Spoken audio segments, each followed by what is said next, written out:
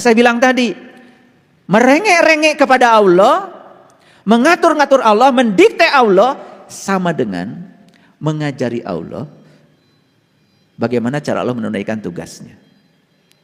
Pertanyaan saya tolong dijawab jujur.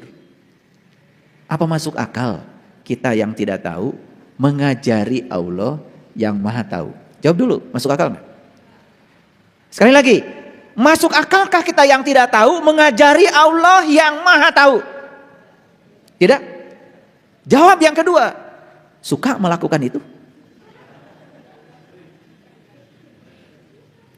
Ini pertanyaan ini sangat menjebak sebetulnya. Kan saya tanya dulu, masuk akalkah kita yang tidak tahu mendikte, mengajari, mengatur-ngatur dia yang maha tahu? Jawabannya kalian luar biasa. Gak masuk akal katanya. Tapi suka melakukan itu, suka. Jadi kesimpulannya kalian tuh setiap hari melakukan tindakan yang gak masuk akal di akal kalian. Jarang ditanya ini detailnya. Coba kalau mau mengundang seseorang yang dianggap orang penting nih, bukan Allah, orang penting datang ke rumah kita. Saya nanya nih, jujur ya, persiapan gak di rumah? Apa yang disiapkan? Beres-beres rumah? Yes. Bersih-bersih rumah? Yes. Nanti orang penting ini akan tidur di kamar mana? Dibereskan kamarnya? Yes. Dikasih yang bagus? Yes. Nanti orang penting ini akan ke WC kita yang mana? Dibersihkan WC-nya? Yes. Ini orang penting ini nanti makannya apa? Disiapkan makanannya? Yes. Ini baru orang penting. Sebegitu sibuknya kita membuat persiapan mau kedatangan orang penting. Pertanyaan saya, ini mengundang Allah. Tuhan yang maha segalanya, yang meliputi seluruh semesta raya, yang maha agung, maha kuasa, maha pengasih, maha penyayang, maha kaya. Mau diundang, apa persiapan kalian? Beres-beres? Beres-beres enggak? Enggak. Bagaimana beliau bisa diundang? Bagaimana bisa hadir memenuhi undangan kita? Harusnya siapa yang mengundang berarti menyiapkan diri untuk kehadiran tamu undangan kita. Beres-beres enggak? Bersih-bersih enggak? Wah, Allah mau hadir di rumah saya ini, rumah ciptaannya. Saya bersih-bersih, gak berpikir buruk, tidak berprasangka buruk pada orang, tidak berkata kasar pada orang, gitu gak? Harusnya kan begitu, beres-beres. Saya yakin begitu kita membuat undangan dan kita menyiapkan undangan untuk kehadiran yang diundang, apakah dia hadir? Hadir. Dia yang maha cinta akan hadir sebagai cinta pada diri kita. Dia yang maha luas akan hadir sebagai keluasan dalam diri kita. Dia yang maha gagah akan hadir sebagai kegagahan pada diri kita. Dia yang maha berwibawa akan hadir menjadi wibawa dalam diri kita. Begitu kita tahaluk bi ahlakillah, menjadi seperti ahlaknya Allah. Bukankah secara tidak langsung beliau sudah hadir dalam diri kita, mewujud menjadi sifat-sifat kita? Bukankah itu kehadiran? Bisa nggak melihat Allah ketika kita sudah mengkondisikan seperti itu? Coba. Ketika kita kegelapan dan kita melakukan kejahatan, ada perasaan nggak dalam diri kita terpisah dari Allah? Betul nggak? Berarti kalau begitu, begitu kita mengkondisikan diri untuk kehadiran Allah, berarti kita secara langsung akan merasakan kehadirannya dalam diri kita. Dan kehadirannya itu akan membentuk akhlak kita sendiri. Paham? Oke. Jadi ulangi ya. Aku mengabulkan undangan orang yang mengundang apabila ia mengundang. Uji budak watadai ida da'ani. Sebetulnya keren kalau diartikan begitu. Menjadi tidak keren kalau diartikan Aku akan memenuhi permintaan setiap orang yang meminta setiap permintaan apabila dia meminta kepadaku. Kenyataan Allah tidak mengabulkan setiap permintaan kita. Kenapa? Kan Allah itu tahu yang terbaik bagi kita. Karena Allah tahu yang terbaik bagi kita, maka tidak semua permintaan kita dipenuhi. Karena jangan-jangan permintaan kita itu kita sendiri tidak tahu akibat dari yang kita minta. Pernah gak minta rezeki kepada Allah? Banyak banget tanpa batas. Pernah? Sering, itu mah pasti. Tahu gak apa yang terjadi kalau kita memiliki rezeki tanpa batas itu? Kan tidak tahu. Betul gak? Makanya Allah kasih rezeki yang terbatas untuk kebaikan kita. Karena beliau tahu yang terbaik bagi kita. Makanya saya bilang tadi, merengek-rengek kepada Allah, mengatur-ngatur Allah, mendikte Allah, sama dengan mengajari Allah bagaimana cara Allah menunaikan tugasnya. Pertanyaan saya tolong dijawab jujur.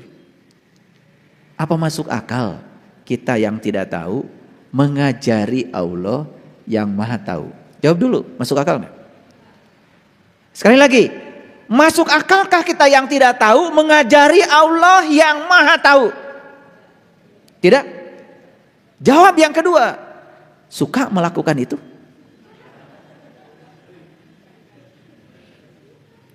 Ini pertanyaan ini sangat menjebak sebetulnya. Kan saya tanya dulu.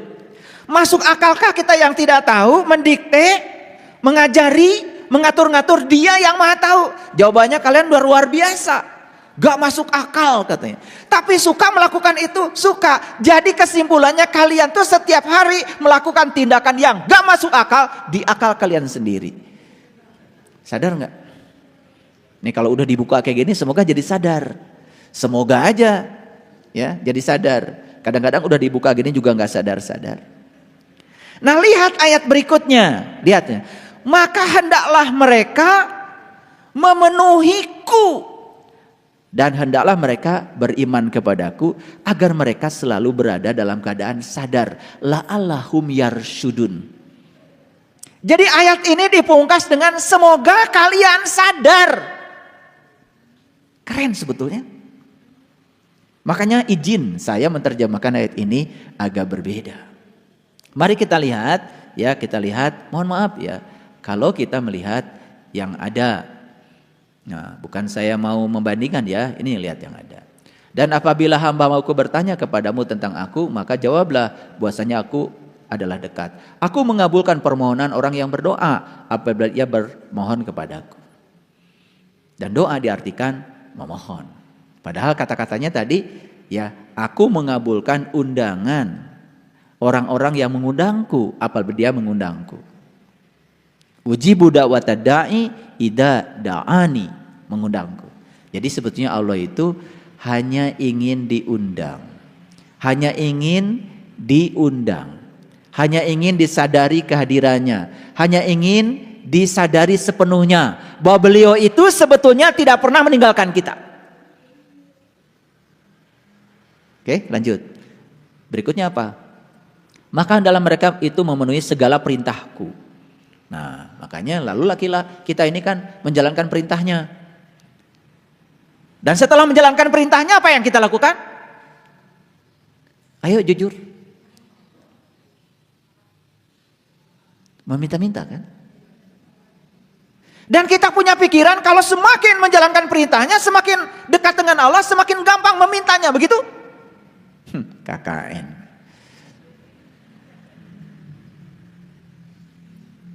Nah, ayat berikutnya agar mereka selalu berada dalam kebenaran. Padahal ayatnya apa? Coba lihat. Falyastajibu li wal yu'minu bi la'allahum yarsyudun. Supaya kalian sadar.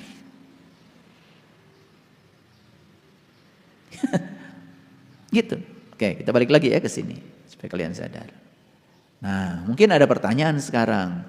Kalau gitu, apakah kita tidak boleh gitu meminta-minta kepada Allah, mengatur-ngatur Allah, mendikte Allah?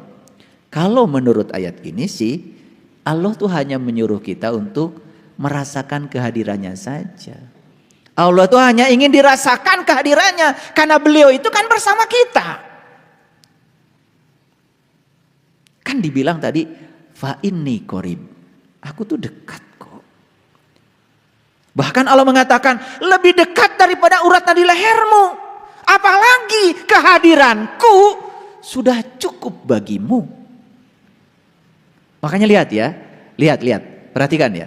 Kesadaran para nabi, para rasul. Ya mungkin awalnya mereka ketika meminta kepada Allah, ketika kesadarannya belum mencapai puncaknya, ya masih seperti kita. Tapi puncaknya permohonan para nabi, para rasul, termasuk Nabi Muhammad. Permohonannya apa? Cuman satu. Hasbi Allah. Cukuplah Allah bagiku.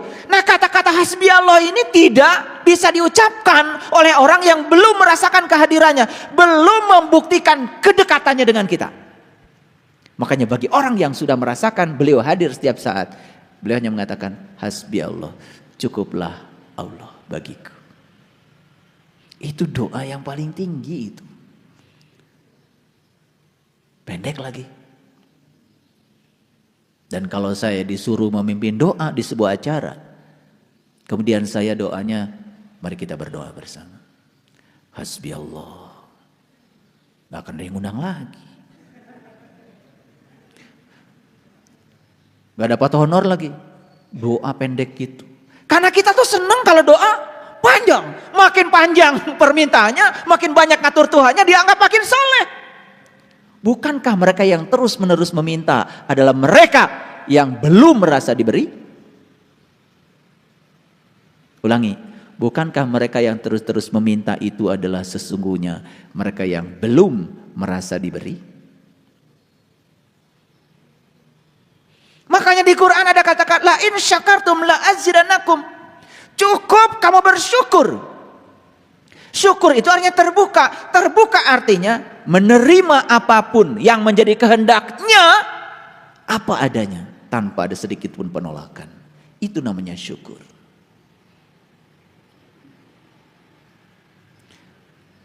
Jadi saya diundang oleh sahabat saya. Ayah, ada waktu. Kenapa? Syukuran. Rumah sudah berdiri megah. Datang saya. Nah, saya nunggu. Kapan ya dia nunggu?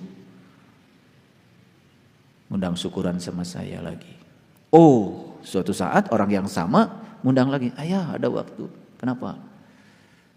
Alhamdulillah, segala puji milik Allah. Usaha saya sekarang bangkrut, ayah. Bisa datang untuk memenuhi syukuran? Datang juga saya. Jadi syukur itu harusnya begitu. Rumah berdiri hebat, bikin tumpeng. Usaha bangkrut pun bikin tumpeng. Pernah gak kalian begitu? Itu. Karena kita itu syukur itu yang dimaksud adalah kita bahagia karena Allah memberi yang kita ingin. Saat Allah memberi yang tidak kita ingin, kan gak syukur? Nah loh, syukuran macam apa yang semacam ini? Gitu. Saya nunggu ya, Ayah Yenda nanti diundang. Paham? Ini ngerti? Oke. Ini agak berbahaya sebetulnya yang saya sampaikan. Tetapi kalau saya tidak sampaikan juga nggak naik-naik kelas kita. Jadi doa yang paling bagus apa? Siapa yang boleh mengucapkan itu? Yang sudah merasakan kehadirannya, yang belum merasakan kehadirannya, baca itu berulang-ulang, gak nyambung. Makanya harus dibuktikan dulu ayat tadi, fa inni qarib. Makanya ayat ini kan keren. Sebelum dilanjutkan dengan kata-kata, aku mengabulkan undangan orang yang mengundang apabila ia mengundangku, kan Allah menyatakan, apabila dia bertanya tentang aku, katakanlah fa inni qarib. Aku dekat. Sayang sekali kita cuma dapat info kalau Allah dekat, tetapi tidak mau membuktikan kehadirannya, kebersamaannya dengan kita. Itu saja kelemahan kita. Akibatnya kita merasa seakan-akan Allah itu adanya di sono, di tinggi. Makanya kata-kata yang sering terucap dari kalian apa? Aku mah tergantung yang di atas.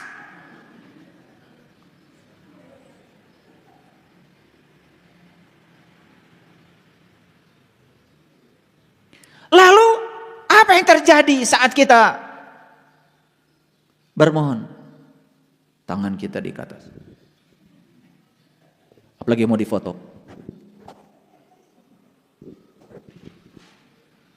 Apalagi di padang pasir.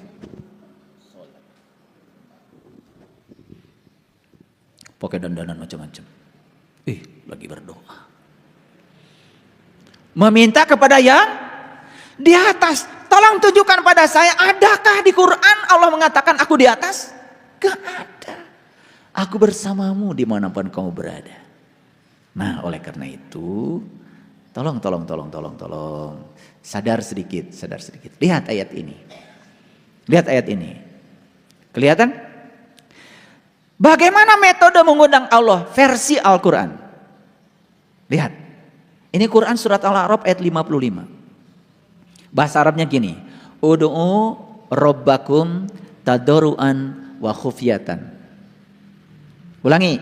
Ud'u rabbakum tadarruan wa khufyatan. Allah bilang, undanglah Tuhanmu dengan penuh rasa hormat dan tersembunyi. Sesungguhnya Allah tidak menyukai orang-orang yang melampaui batas. Siapa yang melampaui batas? Mana batasnya? Yang melampaui batas itu adalah yang suka ngatur-ngatur Allah dengan pikirannya yang tanpa batas. Melampaui batas itu kan artinya udah dikasih batasnya segini, dia lampaui. Bukan bersyukur terhadap yang ada, terus berangan-angan memikirkan yang tidak ada. Itu yang disebut melampaui batas. Makanya orang yang terus merengek-rengek meminta yang tidak ada, dia akan lupa pada apa yang ada. Nih harus dijelaskan nih melampaui batas, karena kadang nggak ngerti. Melampaui batas berarti ada batas dilampaui. Mana batasnya? Batasnya adalah apa yang terjadi pada dirimu, itulah batasmu. Terima saja. Tapi karena tidak mau menerima yang terjadi saat ini, mulai memikirkan yang tidak terjadi, yang angan-angan pikirannya, itu namanya melampaui batas. Ayo lihat saya semuanya. Jadi mengundang Allah dengan cara dua. Satu, ini Quran nih. Ud'u rabbakum tadarruan. Satu, harus penuh rasa hormat, tadarru. Tahu penuh rasa hormat.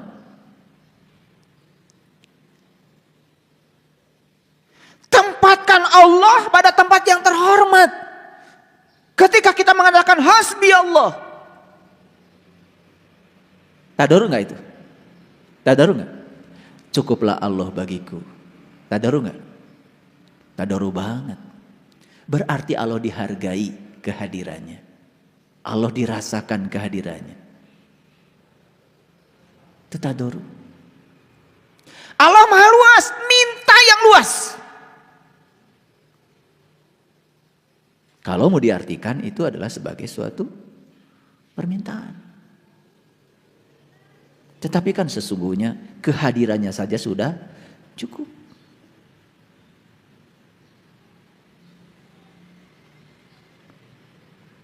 Yang kedua, tersembunyi. Tersembunyi berarti di mana?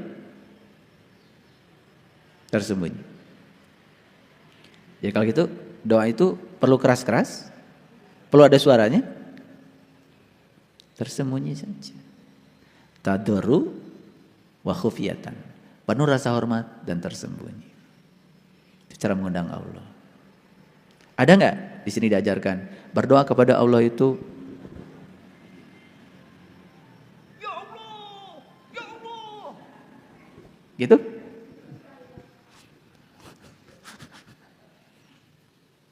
Itu kalau mau syuting begitu.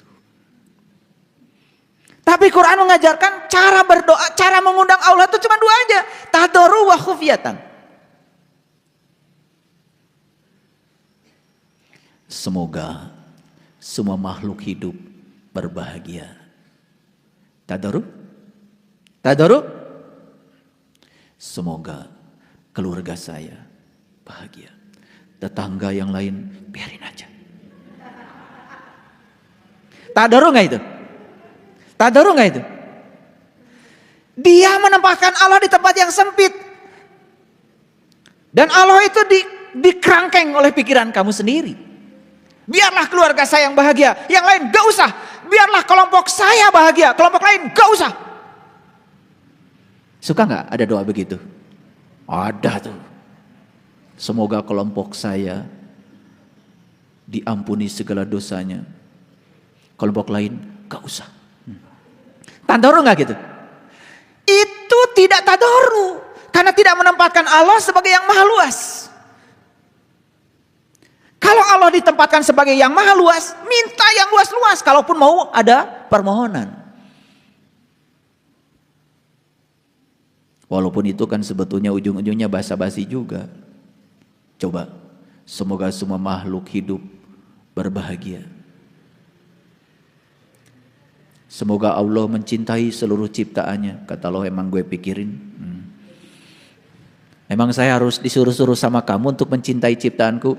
Cintaku tanpa batas untuk seluruh makhlukku. Betul nggak? Tapi kalau semoga semua makhluk hidup berbahagia, itu masih ada nilai. Karena bahagia itu pilihan. Allah sudah menyediakan berkah buat semuanya, tetapi bahagia pilihan. Nah, kita doakan semoga semua makhluk hidup berbahagia. Apalagi tambah semoga seluruh makhluk hidup, baik yang kelihatan maupun yang tidak kelihatan, di setiap ruang dan waktu, di semua tingkatan berbahagia. Keren doa itu. Itu yang kemudian orang tua kita berdoa dengan kata-kata Rahayu Sagung Dumadi. Jadi bangsa Nusantara dulu cara berdoanya begitu. Rahayu Sagung Dumadi. Semoga seluruh makhluk hidup berbahagia. Doa kalian gimana? Semoga kelompok saya berbahagia. Itu nggak tadarus itu.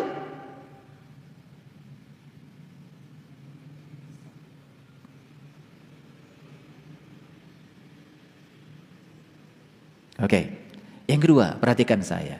Quran surat Al-A'raf ayat 180. Ini kata-katanya sangat luar biasa. Walillahil asmaul husna fad'uhu biha. Nah, ada juga fad'uhu. Walillahil asmaul husna terjemahnya, dan dialah zat yang maha baik. Maaf kalau berbeda. Karena saya mengartikan asma itu bukan nama, bukan sebutan. Asma itu adalah zat. Karena diterjemahkan menjadi nam. Nam itu bahasa Urdu. Nam itu artinya zat. Bahasa Arabnya adalah ajrun. Jadi bagi saya, walillahil asmaul husna artinya dan Allah zat yang maha baik. Betul Allah maha baik? Luar biasa ya Allah. Betul nggak?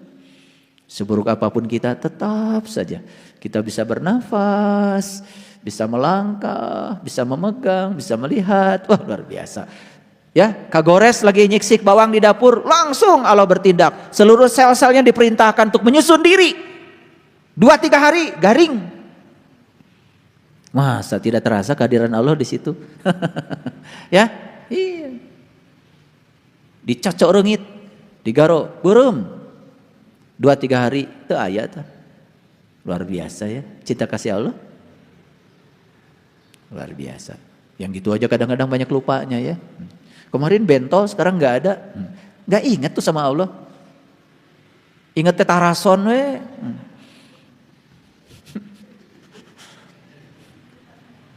Ya. Itu jadi tidak ingat siapa yang menyembuhkan itu. Padahal hasbi Allah, kehadirannya sudah cukup. Lihat saya sekarang. Dan Allah zat yang maha baik, undanglah dia dengan kebaikannya. Jadi cara mengundang Allah itu dengan kebaikannya. Makanya Asmaul Husna ada 99. Coba yang pertama apa? Ar-Rahman, Ar-Rahim, Al-Malik, Al-Qudus, As-Salam, Al-Mu'min, Al-Muhaimin, Al-Aziz, Al-Jabar. Terus puncaknya apa? As-Sabur. Apa maknanya? Ternyata sabar itu baru akan dicapai oleh seseorang kalau sudah melewati Ar-Rahman Ar-Rahim yang 98. Makanya di Quran dikatakan wasta'inu bisobri. Minta tolonglah dengan sabar. Jadi minta tolong itu bukan tolong Allah, bukan gitu. Sabar aja. Karena sabar itu sudah minta tolong. Oh, ini tingkatan tinggi. Jadi kalau gitu meminta tolong itu dengan satu kata atau dengan 99. Karena sabar itu nomor 99. Tidak tercapai kalau tidak dimulai dengan Ar-Rahman, Ar-Rahim, Al-Malik, Al-Qudus sampai As-Sabur. Makanya Quran memerintahkan minta tolonglah kepada Allah dengan sabar. Jadi tidak ada di Quran dikatakan minta tolonglah kepada Allah dengan cara tolong Allah. Gak ada di Quran. Gak ada. Tapi wasta'inu bis sobri. Minta tolonglah kepada Allah dengan sabar. Udah sabar aja. Itulah cara minta tolong yang tadoru.